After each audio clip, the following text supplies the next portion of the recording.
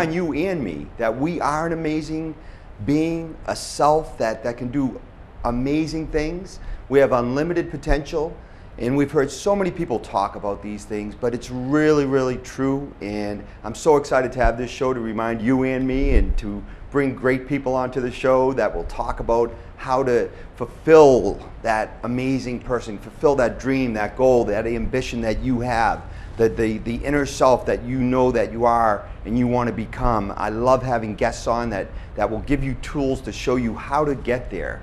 We know the core of this show is about loving, giving, and serving, and having a grateful heart. When you love, give, and serve, and then you have a grateful heart, the universe conspires to make you a success. A success in being a loving person, a good father, a good husband, a good wife, a good employee, or a business owner, or whatever you want to do. That's what success is. To get up each day excited about the change you can make in the world, the fun you can have, the excitement you can have. And in my small way, I hope I can help you today and in future shows to fulfill that dream that you have. So I do want to talk a little bit about the tools. You know, I talk about love, give, serve, and gratitude, right? Those are very important, but we have to continually evolve and continually become. We have to continually seek and learn. And that's the thing. Those are the action steps. Those are the choices that you and I have to take today. So today, how are we feeling today? Are you blue? How do you feel? Are you down? Do you feel like, are you going through a divorce? Did you get laid off from a job? Are the bills tough to pay? Is the mortgage behind? Are you sick? How do you feel? If you feel in that negative space today and you're feeling blue, there are tools you can use.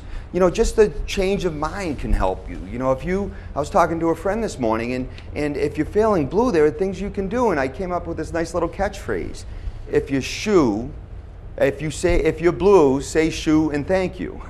If you're feeling blue, say shoo to get rid of it. It's just, your head is just telling you things. Say shoo and then thank you. Go through things you're thankful for. You have to be active. You have to use these tools and make a choice today, right now, how you're gonna be. I was up till 3 o'clock last night because I had a caffeinated drink around 8 o'clock, which I should not do. Sometimes I'm okay, but last night I was up until 3 o'clock in the morning, and I know I had the taping of this show. So I could have started my day by saying, oh, I'm tired and what am I gonna do and what have you. Instead, I played happy music. There was a happy song I played, and I was clapping my hands, and I feel great, it's amazing. And through this day, just like if you're sick or you're going through challenges, it's much more difficult to overcome that, and you have to use the tools more during the day to overcome that. You know, so today, with me being so tired, everything's going to be magnified. Everything's going to feel like more intense. The emotions, interactions, and I have to be aware of that. And I have to use the tools. If I start feeling blue or any certain way, I have to use the tools that we talk about on this show. So if you are feeling that way, we all have to feel sad, feel those feelings.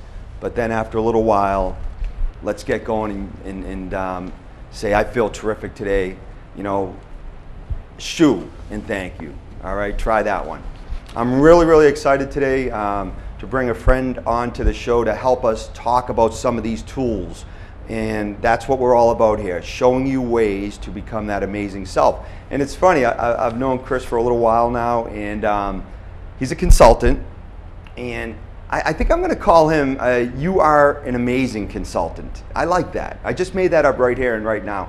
You are amazing consultant, because that's what he does. He consults people. He works in a particular sector of helping CEOs of companies, celebrities, people who, when you look on the outside, you're like, wow, they're really successful, and boy, I want to have what they have. But those same people, getting to a certain level in life or doing great things, a lot comes at you, and you have to deal with a lot, and you have a lot of challenges and what have you, and they need to be consulted and advised as much as the person getting out of college, or the single mom who got divorced and she's doing everything on her own and what have you, and she needs to find these ways to become this the beautiful person that she is, or to overcome the difficulties and challenges of being a single mom. And you know, it's funny because it's the same core principles that will help that single mom or single dad trying to raise a kid, then the CEO who has a family and obligations and not any minutes in the day to do anything, because we all have challenges that may limit us and not remember the fullness and beauty that there is in life, that there's so much juicy stuff in life today. If you really open your eyes, there's so much juicy stuff. And the CEO who Chris consults, or the successful business person, will tend to miss that because they're all in the get and go of it. And the single mom or dad who is living on not much and they're trying to raise an amazing child and love that amazing child, they have the same challenges because they're just trying to make it every day, and they may miss the beauty. You know, and that's what, you know, all the things out there, the snap, crackle, and pop that I call it, the amazing things, the miracles that I see every day, that's the essence of life. That's success. You know, there it is. And when you get into that flow, then everything else starts working better. The CEO finds that the family's really important, and they have to work on that. The mom gets new tools and new gifts from the universe because she starts using these tools that we're going to talk about today. So I'm really excited to have Chris on, because over the last year, I bring real people on. And over the last year, Chris has come into my cafe, and I've been through a lot of challenges this year.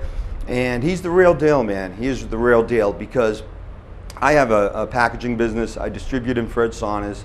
I have the cafe. I have my boys half the week. I have a lot of things going on in my life at this period, and I had some real big challenges this year, and he took the time to sit down and talk with me, and his wisdom and the things that he talked to me about really helped me get over the hump at some critical moments. So I do thank him for that, and I know the things that we talk about in this show, he teaches on a very detailed level. Again, as you all know, I'm Ed the layman. I'm not an expert. I'm not a consultant, a minister, anything. I don't profess to be any specialty except knowing amazing people. And I'm going to invite my first guest out, my first and only guest, Chris Yonker. Come on out, Chris. How you doing, pal? Thanks, man. All right, welcome. Let's sit down and talk. I almost took your seat, but I didn't do it though. Welcome. And I talked about you, and I do thank you over the last year. You have given me some great advice, and you continue to. And I know what you do, and I know the people you've helped. I've read some of the testimonials, and you can read all the testimonials you want. Yep. But it's about knowing a person, seeing their heart, and who they're about, and that's the proof is in the pudding. I know you feed your body, mind, and soul. I know you surround yourself with successful people, beautiful, grounded wife. I know your wife, Jolie. Yeah. I know you eat very well. You take care of the temple that your body. Yeah. That is your body. I know you go to yoga. I know you're a 7th degree black belt. Yeah. And the limitations you had to get over in your mind when the pain you had to go through during that. So I know you're using the tools that we talk about, and that's why you're a successful man. You're using those tools, and you teach those tools too. How did you get into the consultant business? And I joked around with the guest that you are amazing consultant, because that's exactly what you're trying to do. Take a successful person and get them to the next level, right? And also to smell the roses, so they're not like Citizen Kane and at the end saying Rosebud to his sled because he didn't have anything at the end, and you're the guiding light, the force de jour to get them lead that amazing life, and we all need it. So I thank you for your services. I thank you for what you do for people, and we all have to have our specialty. Yeah. And you selected yours, and you're doing amazing things out there. How did you get into it, and what do you exactly do to help these people? Yeah, thank you. I think an interesting point is that I think so often people don't realize that life is supposed to be enjoyable. That this is supposed to be, we're here on earth for the amount of time that we are, this is supposed to be a fun experience. Amen. Right? And it's interesting, you said, some of the people think that, and we'll get into some of that stuff in the few minutes we're together today, the paradigms we build about how life should be or shouldn't be. that's not really based on reality. Really, life should be something that should be enjoyed. Sure, it's got highs and lows, but as a whole, it should be a positive experience. And so many people today are a bit callous to that, unfortunately. So I appreciate the work you're doing here with the show to help bring more awareness to that. My story is kind of like this. I'm an only child, and I was raised as a latchkey kid. I don't even know if that's a terminology anymore. For those of you who don't know what that is, that latchkey kid is someone who goes home to an empty house with a key, right? You let yourself in and you kind of take care of yourself for part of your time. And for whatever reason, I was wired that I wanted to develop myself. I was a kid who went to the library and grab books and want to go and grab books. And the books I would read, most of them were nonfiction books about development. Whenever I could find something that was interesting or new or exciting, I'd be getting it. I read a book by Chad Helmstetter back in like 8th grade called What to Say When You Talk to Yourself. I mean, who reads that in 8th grade? I mean, but I did. And here's why, and here's one of the correlations I drew. I found that the better I got, the easier my life became. The more I was able to integrate these key learnings and apply them, my life experience became more enjoyable. I'm like, well, this is pretty interesting. It became an addiction, if you will. I'm like, well, the better I get, the better everything else seems to get. That's pretty interesting to me. So I went down that path, and then in high school, I started studying Sanshin Karate, and that was a major transformation for me also. As we'll kind of get into beliefs here today. What karate did for me was it created a new experience that I had not gotten before to show me that I was capable of doing something that I didn't think I was possible of doing. And then when I created this new paradigm of this new me doing something I hadn't done before, I was like, wow. What else did I believe about myself that's not true? That's a lie. That's not really, it. And then when I became a black belt, I really kind of went over the other edge. I developed some arrogance at that point because I was really, well, I could do everything. Next lesson, yeah, right? Look at me. I can do it all. And then I forgot. Well, wait a minute here. I'm only one piece of the world, and God's working through me, and I'm just a conduit, but I just kind of disconnected myself a little bit. So did the universe have to slap you down though with something? It wasn't necessarily the universe, but it was other people. Yeah, yeah, the universe. Yeah, I'm just kidding. We need a slap down usually. Yeah, right? Boy, did I have some. Oh man, we could fill a whole week on those lessons. Yeah. But they were good, right? They were all great. They had to happen, and. So I came out the other side, got a job selling for a Fortune 100 company out of school, and so as soon as I started that job, same thing. My dad gave me some awesome, brilliant advice. He says, if you want to be good at this, find the guy who's the best at what you do, and is really good at it, that you respect, and ask him if he'll train you. So I went to this guy, and he had just won the award for the best person in the country, and I'm like, hey man, can you help me out? And he's like, sure. Here's what you got to do. He said, we're going to talk once a week. We're going to have a coaching call. You're going to listen to me. I'm going to tell you what to do, and you're going to do it. And then you're going to follow through, and then you're going to give me reports on what you learned and where your questions are. I'm going to give you some audios, and you're going to listen to the audios, and I'm going to give you a list of books, and you're going to buy those books. And I'm like, okay.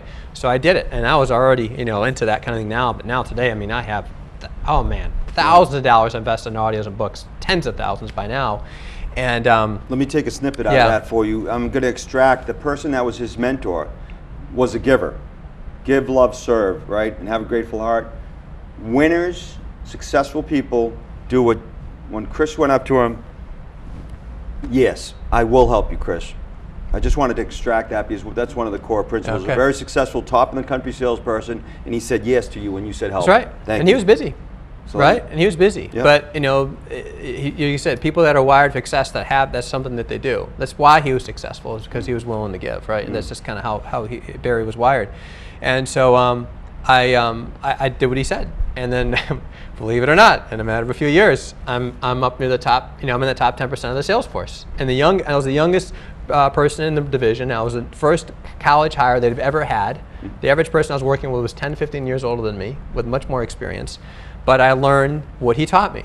and that, you know, success leaves clues. Success always leaves clues, and you got to be able to. The challenge is, and that's why, you know, that a consultant or a coach, the ability, the thing that they bring is they bring what you do not know. They show your blind spots. They're able to help you navigate where you're not able to access. They're kind of like a GPS, if you will, to help you migrate that path that you're truly wanting to do.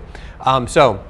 Consulting. I'm almost done with the story now. So in sales, before I know it, changing positions, and I'm training other people, building systems to help people elevate, and I'm still really not even quite aware of my strengths, gifts, and talents at this point. You believe it or not, and so many people today aren't really aware of their true capabilities. They don't see it. Remind me to bring up the Lego movie, okay? Before we finish up. Before we finish today, okay? Right. So I navigated this path, and then I got to a place where my wife was like, "Well, why don't you start coaching?" I'm like, "I don't want to coach people," and, you know, and it's like, "All right," she'd bring it up, and, you know, or just help people here or there, and I'm like, "Oh, you know, I'm doing it at work," and so I've been fascinated by a guy named Tony Robbins, right? This guy's probably the highest paid coach in history. Worked with presidents and top athletes, and still today, you know, we can work with him for $15,000 a person in a room of 400 people is the kind of rates he gets, and 400, probably about 40,000, 50,000 an hour to get his time today at least. So anyway, I was able to track down the guy who trained him neuro-linguistic programming, which is a strategy he uses in his coaching. A guy's name is Wyatt Woodsmall, and Wyatt and Marilyn, they live out in Vienna, Virginia. And for a matter of a couple of years, I worked with them. And for the course of several different weeks, on and off throughout a couple of years, I got certified as a practitioner in this the science of neuro-linguistic programming, which is in essence the science of creating change, behavior change.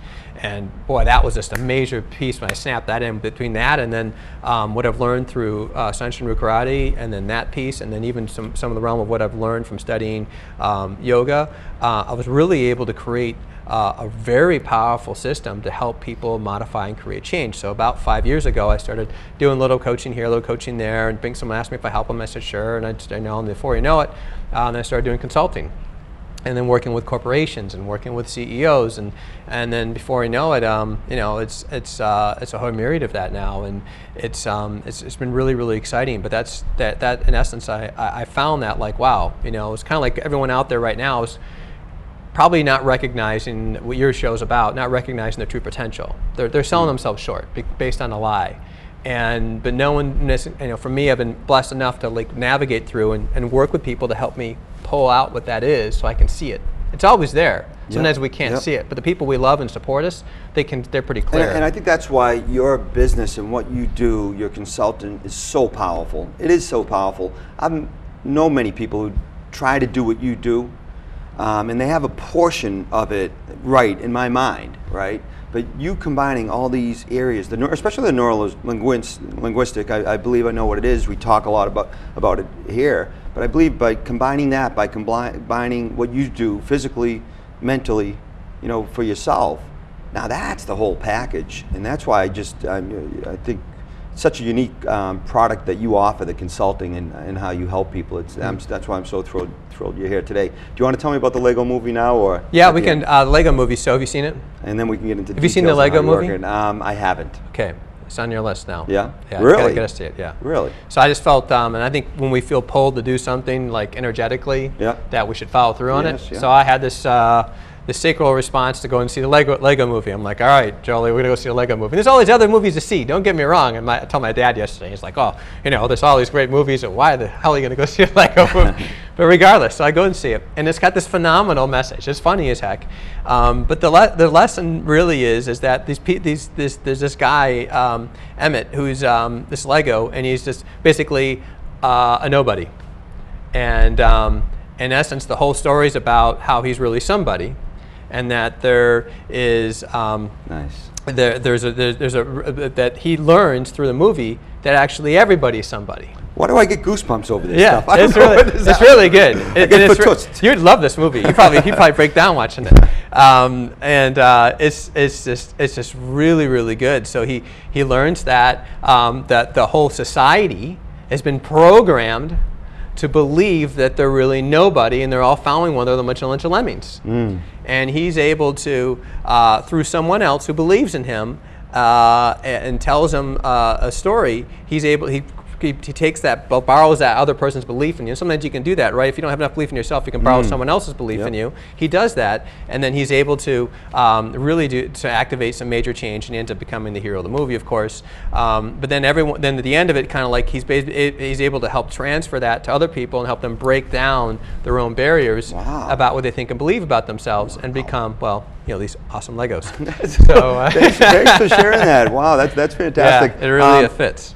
Go see the Lego movie. Also, Walter Mitty. I'm not going to say anything about it. Okay, yeah. We have about 10 minutes left in the show, and I want to hear about the core things you do. Some basic things. We can't cover it all. We have 8 to 10 minutes, but I want to hear some of the tools that you can give people and what you do. So if you want to just jump into it and tell us. Wait, and everyone out there, go grab a pen and paper. Seriously, right now, grab a pen and paper.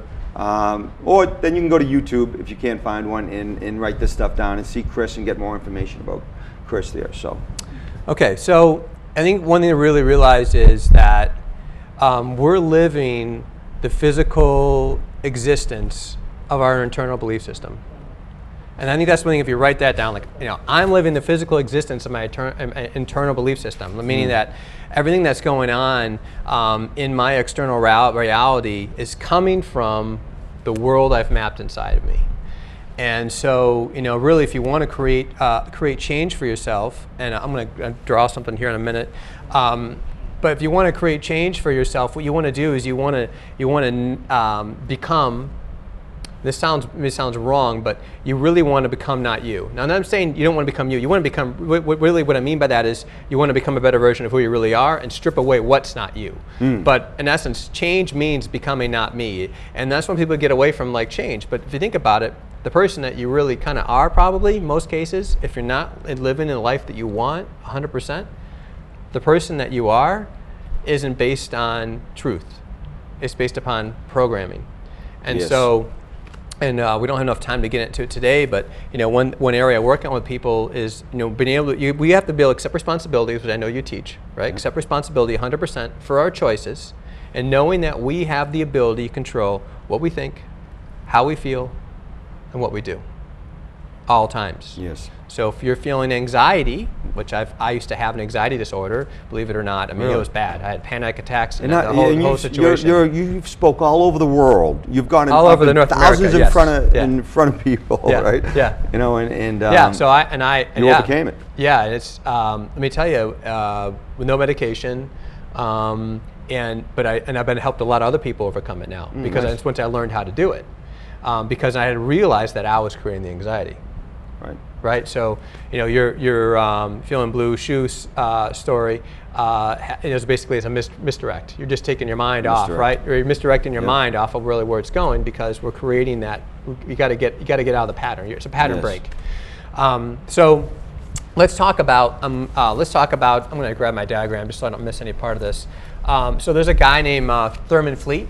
So he grab my pen here. Am I good on the camera? Let me know if I need to move. I can move too. Go ahead. Okay, so back in the 1930s and 40s, this guy he was a leader in psychology, and one thing is very, very interesting, and what he was able to help people understand that we have two parts of our mind. Some people might say, well, there's another third part of our mind, but right now let's just focus on these two right now. So we have a conscious mind and an unconscious mind. And in essence, the thing to understand is that till about age 7 plus, this is not being developed. Okay, so basically from 0 to 7, it's being developed. I should say it's not in place. So this is what we think. It's how we reason. Let's see here, and how we choose. Okay, so and free will. free will resides here. Now, as a child, we're 2 years old, 3 years old, and our parents tell us, well, we have to cut the lawn on Tuesdays because if we cut it on Tuesday, the grass is going to be greener. A 2-year-old is going to go, okay, Tuesdays, the grass is going to be greener. They're not going to challenge it. They're not going to think about it. They're not going to reason. They're not going to choose. They're going to say, you know what, this is how it is. This is how reality is. And so our subconscious mind, it does not think. It cannot think. And my writing's messy, but you can take notes at home. It cannot reason, and it cannot choose. In essence, this is where our beliefs lie. So if I said to you, success is blank, and you had to fill in that blank, what would you say? You know, the word probably comes up. Maybe you can say it's hard. Maybe you say it's a struggle. Well, that's a paradigm. That's a belief. It's not based on reality. You say, well, that's been my past experience. It doesn't mean it needs to be your future experience either. It's just, in essence, what you've programmed yourself to think and believe. So what we need to do is understand is that much of what we think, much of what we feel, much of what we believe was already created by the time we're 7 years old. And then by the time we're 7, and now we can go, well, you know, I don't know if that's really the truth. And someone tells us something, it's already been programmed in our subconscious mind, running. So this is a computer. Our subconscious mind is a computer creating your reality. It's a filter. When you see something, it dictates how you feel about it, how you respond to it, what choices you make based upon the programming that you've had from your past. So the cool thing is that this stuff, this code, these beliefs can be rewritten. They can be rewritten. But in essence, what we have to do is we have to realize that we have them. So one of the things that you need to do to start figuring out right now is what beliefs do you currently have that are creating the world that you own? So how do you do that? Well, let's say you're tight on money. Let's say money is like something that you just don't have enough of it today. So you have to ask yourself, what beliefs must I have to hold that in place, to know that I don't have enough money? Or what beliefs must I have to have crappy relationships? And then get clear on what those are. And then what you can do is start to recreate them. Figure out, where do those beliefs come from? Who told me that? How did they know? And then the essence thing I would tell you to do, and I'm going to wrap up here with this, is there's a lot of key things you can do, but modeling and or relationships is a big one. This is huge. And this is, quite frankly, the biggest reason why most people that get trained in personal development end up failing, is because their environment that they built does not support their own growth. In essence, their environment that they built has got the old them to where the old them they are. They go to a seminar, they get the support, or they go to work with a coach, and they go back to the old environment, the old friends, the old people, the old places, all the old things, and then that keeps them back to where they are. So in essence, you need to change your relationships, and you need to start modeling people that have what you have and live the way you want to live. If you want to be more successful in health and nutrition, and you want to, you know, I have a CEO client that really wanted, you know, to amp up his wellness, and he started hanging out more with people that worked out. He joined a group of people that did certain things, and then before you know it, your consciousness level, your thinking starts mapping into the group of people you're relating to. Some people don't like to hear that, like, well, I got to change my friends. Well, you don't have to, but if you want to stay where you are, then stay with the ones you got. So awesome. I'm going to move it back over here. Cool. And that's fantastic, because, you know, I'm a consultant to CEOs. You know, some people may perceive, I'm just going to go out and help this guy make another $1 million. Yep. Where you're really dialing into the core principles that is so important. You know, age 0 to 7. And there's another field called epigenetics, where you may have stuff from past generations on your gene, but they're showing how on the surface layer you can even change that with your positive thoughts and things that you talk about. And the neurolinguistic side can change. They're finding scientific proof. Epigenetics, people should Google that. Yep. So, you know, we only have a couple of minutes left, and to wrap up, I mean, there's so much information that you have that you're out there helping people with. And by you coming here just for this short time and talking to us, reaffirming to us what is so important about the subconscious and conscious and making choices. is so key. And so I want to thank you for giving back to the community, because that's what I'm here doing. I'm giving back to the community, and you're a giver. So you said, sure, Ed, I'll come on. So thank you for giving back to the community. Yep. If you just want to, wrap it up for the next minute and just, talk, just wrap it up. I'd ask people, like, the two things you want to really figure out if you really want to create a change. Number one is you got to figure out what you want, right? Yep. What do you want to create? What's your true desire? What's the world that you want? What's that outcome? How does that look? Without questioning how, just what is it? You want to live somewhere else? You want to live a different way? You want to be in a different relationship? What is it? What does that look like? What's nirvana? And the second thing you got to figure out is, where are you? Where are you today? I mean, what's reality? Where are you now? Where are you mentally, physically, emotionally, spiritually around that? And then, what are you doing? Then what can you do to elevate yourself to become that person that lives that other life, right? If you want to live that life that you desire, whether it be, even though the executives I work with, maybe they do want to generate more revenue. Great, fine. What does that look like? How much more revenue is it? Or maybe you want to generate more revenue, but you don't want to kill yourself doing it at the same time. So take stock of where you are at now. Yep. That's the key. Where am I at now? And if you're a CEO or somebody who had a business, you go to Chris's website and check him out. ChrisYonker.com. ChrisYonker.com. We can't cater to everything. Your specialty is this segment of successful people who want to get to the next level, and so that's your segment. So if you're there, please contact Chris. Or just, he has great, I'm sorry, but not only that, but he has great blogs. Tune into him. He has great blogs. He helped me on time management. There's so many things. So tune into Chris, and then tune back to this show, because we're going to give you more tools to do exactly what Chris talked about today, to become that amazing self and to get rid of the garbage in the past, take stock, and then proceed forward. We have choices today, don't we, brother? Yeah, we do. All right. Thank you so much. Thank you. All right. Thank you.